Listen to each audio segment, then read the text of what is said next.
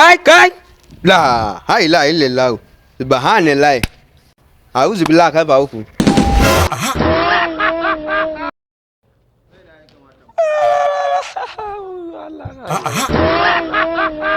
kai fi sabidillahi wannan azumin ba dan dole ya zama ba da in na yi Allah ya ƙona ni kawai dan an ce dai a rayuwar nan kai azumin dai za ka samu kyautata aljanna kai ni fa ka gane na tsane mutum ya rinka min irin rayuwar gwaman jaki ana azumin nan ku zo duk ku ihi mutane da wasu abubuwa ku dinga wasu wallahi yau ina faɗa ma makara ne wallahi ba na jin daɗi. Ai ku dama in gaya maka wata magana a rayuwar nan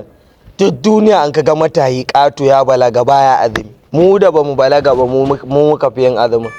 duk keken ƙato kamar wannan baya azumi saboda renin wa duk wanda baya azumin nan kai ba ya shiga wani kai na kamar sabin off mu gani da Allah kai banda ne matsala ta da kai soko ne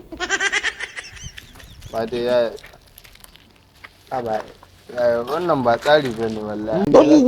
ba na son ji wani abu da Allah ba girman ka bane ba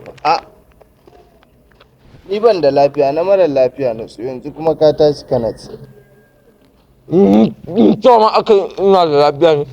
kare azumi kai la hai la illallah subhanallah a'udhu billahi ka ba uku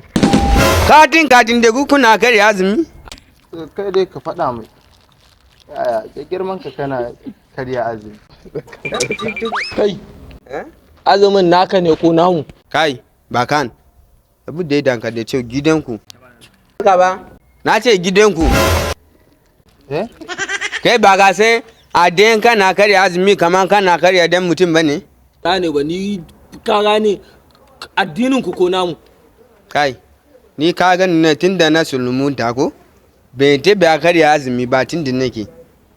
tunda na sulmunta bai taɓa a karya azumi ba ina na cikin musulunci na ka gan yanzu azumi ba za ka yakura da yadda Allah ya ajiye ka ba za ka samu lada kai abin da yana so da ku kada ku kare a karya azumi yawwa tunda ka rufa mana asiri azumin me yana nan kenan da girman ka kana karya azumi wallahi ni da ma kai kamun ingiza mai kantu ban so in ci wannan biskit din ba wallahi ingiza mai kantu kan ayo